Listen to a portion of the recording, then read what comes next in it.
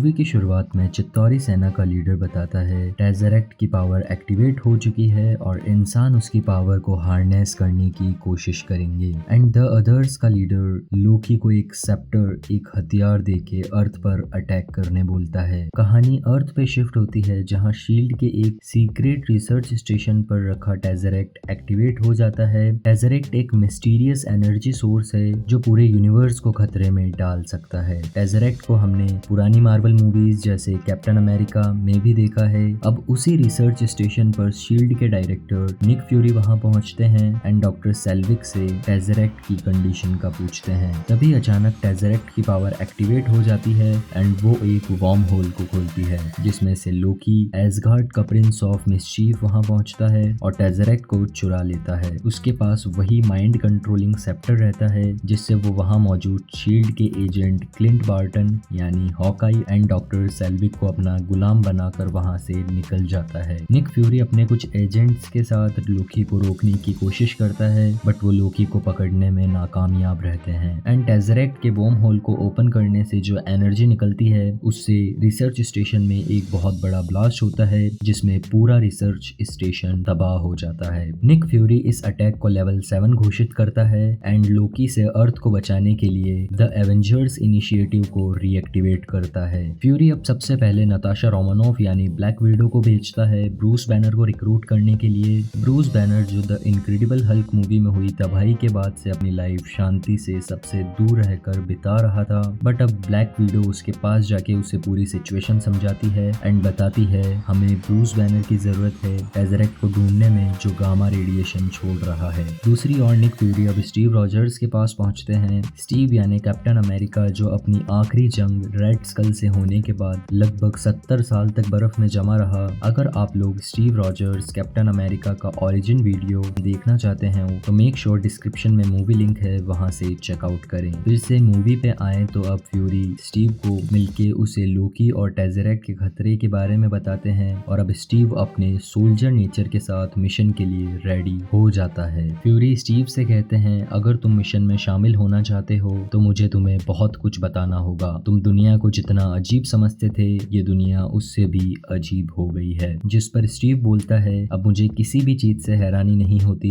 But fury बोलता है शायद तुम गलत हो, मैं शर्त लगा सकता हूँ। सीन टोनी स्टार्क पे शिफ्ट होता है जो अपने एक न्यू प्रोजेक्ट पे काम कर रहा था, एक ऐसा आर्क रिएक्टर जो पूरी बिल्डिंग को 1 साल तक चलाने की कैपेसिटी रखता हो। एंड टोनी इस प्रोजेक्ट में सक्सेस भी हो जाता है। उसने एक ऐसा आर्क रिएक्टर बना लिया था जिसकी मदद से वो पूरे स्टार्क टावर को चला रहा था। टोनी पेपर के साथ बैठा था तभी एजेंट फिल कॉल्सन वहां पहुंचते हैं एंड टोनी को लोकी और टेज़रेक्ट के खतरे के बारे में बताते हैं एंड उसे एवेंजर्स टीम में शामिल होने के लिए कहता है। अब captain America, black window and Hulk पानी के एक शिप में मिलते हैं जो शिप कुछ देर में शिप से ट्रांसफॉर्म होके एक एयरक्राफ्ट हेलिकैरियर में बदल जाता है एंड एक एडवांस टेक्नोलॉजी से शिप को इनविजिबल बना देता है। स्टीव इस टेक्नोलॉजी को देख के हैरान रहता है एंड फ्यूरी से लगाई हुई शर्त के अनुसार उसे $10 की नोट पकड़ाता है। दूसरी ओर हॉकाई एंड डॉक्टर सेल्विक को बताया जाता है जो अब लोकी के लिए काम कर रहे होते हैं। डॉक्टर सेल्विक बताते हैं उन्हें एक एलिमेंट इरिडियम की जरूरत होगी जो उल्का पिंड से निकलता है और बहुत कम मात्रा में अवेलेबल है। दरअसल वो लोग लोकी के लिए एक ऐसी मशीन बना रहे थे जिससे टेज़रेक्ट की पावर से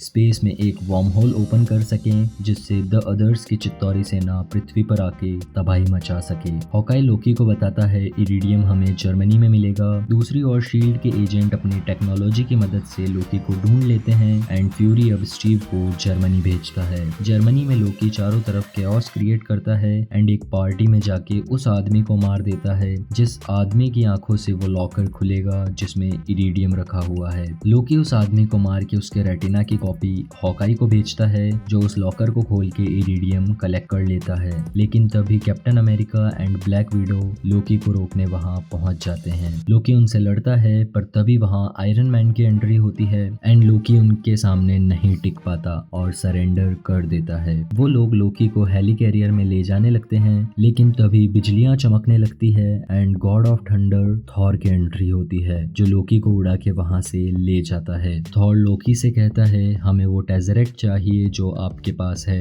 आपको पता नहीं वो कितना खतरनाक है। वो टेज़रेक्ट हमारे हवाले कर दो और हमारे साथ घर चलो। जिस पर लोकी कहता है हमारे पास वो टेज़रेक्ट नहीं है। थॉर गुस्से में अपना हैमर म्योनिर उठा लेता है, लेकिन उससे पहले कि वो लोकी पर वार करता आयरन मैन वहां पहुंच जाता है एंड थॉर को उड़ा के ले जाता है। आयरन मैन एंड थॉर के बीच लड़ाई चलती है। तभी कैप्टन अमेरिका वहां पहुंचता है एंड उन दोनों को रोकता है एंड थॉर को उसका हैमर नीचे रखने बोलता है। थॉर को इस बात पे गुस्सा आता है और वो अपने म्योनिर से उस पर वार करता है, लेकिन कैप्टन अपनी वाइब्रेनियम शील्ड को यूज करते हैं एंड वहां एक बहुत बड़ा ब्लास्ट होता है। लोकी को शील्ड के हेली कैरियर में बने एक केज में रखा जाता है। थॉर भी अब बाकी सभी के साथ टीम में मिल जाता है जब उसे लगता है कि वो लोग भी तबाही को रोकने के लिए टेज़रेक्ट को ढूंढ रहे हैं। थॉर सभी को बताता है लोकी अपनी चित्तौरी सेना को यहाँ अर्थ पर लाकर सब कुछ तबाह करना चाहता है। आयरन मैन भी वहाँ आकर बताता है वो लोग इरेडियम की मदद से टेज़रेक्ट की पावर को काबू करना चाहते हैं, बट उन्हें बहुत ज्यादा ऊर्जा की जरूरत पड़ेगी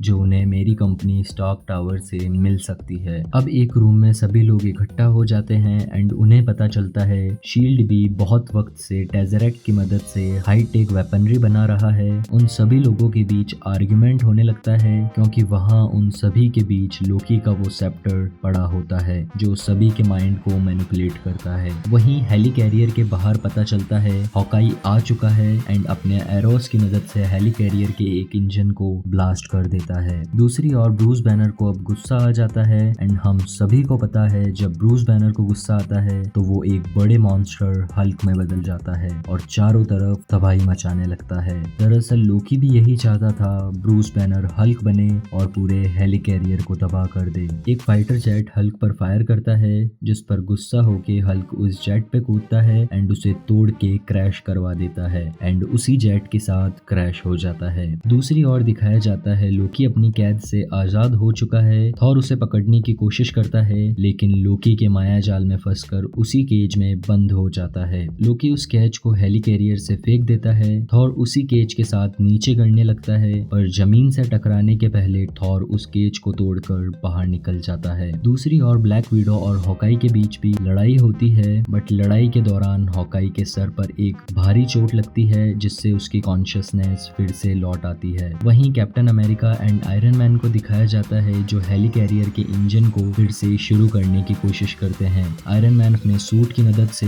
हेली कैरियर के फैन को फिर से स्टार्ट करता है। वहीं दूसरी ओर लोकी को दिखाया जाता है जिसे एजेंट फिल कॉल्सन रोकने की कोशिश करते हैं। उसके पास एक डिस्ट्रॉयर नाम का वेपन रहता है जो सिमिलर था थॉर 1 मूवी में बताए गए डिस्ट्रॉयर से। लोकी अपनी चालाकी से एजेंट फिल कॉल्सन को पीछे से अटैक करके उसे मार देता है एंड अपने सेप्टर को लेके वहां से निकल जाता है। फ्यूरी फिल कॉल्सन की मौत के बारे में सभी सुपर हीरोज को बताते हैं एंड फिल कॉल्सन की जान जाया नहीं जाती। वो एक वजह ही काफी रहती है सभी सुपर हीरोज को एक साथ टीम बना के काम करने के लिए। टोनी को कहीं ना कहीं पता था अब लोकी सीधा स्टार्क टावर जाएगा जहां वो आर्क रिएक्टर की पावर से वर्म होल खोलने की कोशिश करेगा। जब टोनी स्टार्क टावर पहुंचता है तो वो देखता है डॉक्टर सेल्विग एक मशीन की मदद से टेज़रेक्ट की पावर को कंट्रोल करके एक वर्म होल खोलने की कोशिश कर रहे हैं। टोनी उस मशीन पे फायर करता है लेकिन टेज़रेक्ट की पावर से वहां एक शील्ड क्रिएट हो जाती है जिसे भेदना उसके लिए पॉसिबल नहीं होता और कुछ ही देर बाद टेज़रेक्ट की पावर से आसमान में एक वर्म होल ओपन हो जाता है एंड द अदर की चित्तौरी सेना पृथ्वी पर आकर तबाही मचाना शुरू कर देती है। सभी एवेंजर्स चित्तौरी सेना से लड़ने की कोशिश करते हैं। वहीं थॉर को दिखाया जाता है जो अपने भाई लोकी से लड़ रहा होता है एंड उसे समझाता है आपको ये तबाही रोकनी पड़ेगी भाई। लोकी कहता है अब इस पोर्टल को बंद करना पॉसिबल नहीं है। दोनों के बीच घमासान युद्ध के बाद लोकी अपनी जान बचा के वहां से निकल जाता है। ब्रूस बैनर अब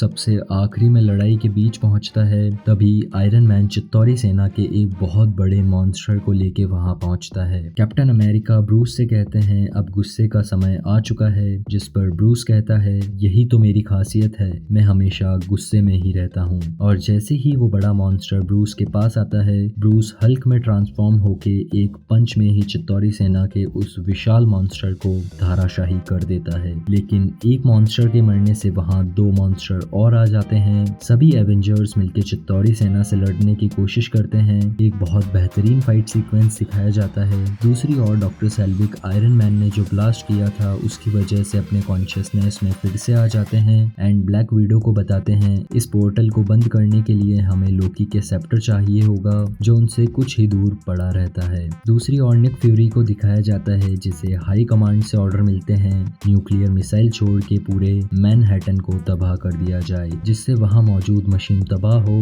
और वार्म होल बंद हो जाए। लेकिन निक फ्यूरी इस बात से मना करते हैं, बट हाई कमांड के ऑर्डर पे एक न्यूक्लियर मिसाइल न्यूयॉर्क की ओर छोड़ दी जाती है। निक फ्यूरी आयरन मैन को बोलता है एक न्यूक्लियर मिसाइल यहाँ से छोड़ दी गई है जो सीधा न्यूयॉर्क आ रही है। ब्लैक विडो के पास लोकी का सेप्टर रहता है एंड वो सबको कहती है मैं इस सेप्टर की मदद से इस पोर्टल को बंद कर सकती हूँ, लेकिन टोनी उसे रुकने बोलता है एंड कहता है एक न्यूक्लियर मिसाइल सीधा न्यूयॉर्क की ओर छोड़ दी गई है एंड मैं जानता हूँ उसे कहाँ लेके जाना है। टोनी न्यूक्लियर मिसाइल की डायरेक्शन बदल कर उसे चित्तौरी सेना की मदरशिप की ओर मोड़ देता है, लेकिन तभी उसके सूट की पावर खत्म हो जाती है और वो गिरने लगता है। मिसाइल अपना काम कर जाती है और चित्तौरी सेना की मदरशिप एक जबरदस्त एक्सप्लोजन के साथ तबाह हो जाती है। इसके साथ ही न्यूयॉर्क में मौजूद सभी चित्तौरी सोल्जर्स बंद पड़ जाते हैं। ये एक इमोशनल मोमेंट होता है जब टोनी अपनी जान को खतरे में डालकर पूरी दुनिया और खासकर न्यूयॉर्क के लोगों की जान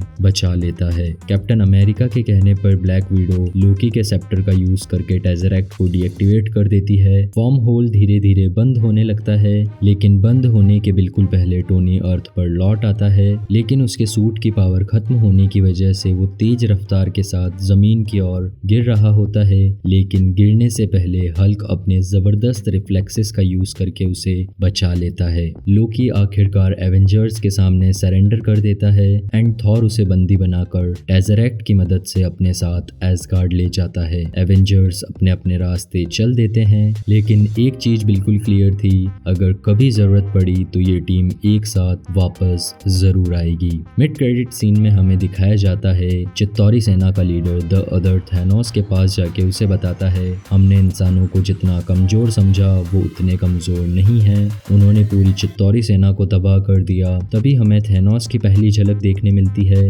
उसके चेहरे पर एक हल्की सी हंसी थी जो इस बात की ओर इशारा करती है कि वो आने वाली मूवीज में डेंजरस विलन बनने वाला है। ये मूवमेंट हम मार्वल फैंस के लिए काफी एक्साइटिंग था क्योंकि हमें पहली बार थैनोस की झलक देखने मिली जो आने वाली एमसीयू मूवीज का मेजर विलन है। इसी के साथ ये मूवी यहीं खत्म होती है। इस मूवी ने मार्वल सिनेमैटिक यूनिवर्स को एक नई ऊंचाइयों पे पहुंचाया और हम मार्वल फैंस के लिए एक अनफॉरगेटेबल एक्सपीरियंस बनाया है। आपको ये एक्सप्लेनेशन कैसा लगा अपने थॉट्स कमेंट सेक्शन में जरूर शेयर करें और अपने फेवरेट सुपर हीरो का नाम लिखना ना भूलें। मिलते हैं नेक्स्ट एमसीयू मूवी एक्सप्लेनेशन के साथ, तब तक के लिए टेक केयर, कीप वॉचिंग।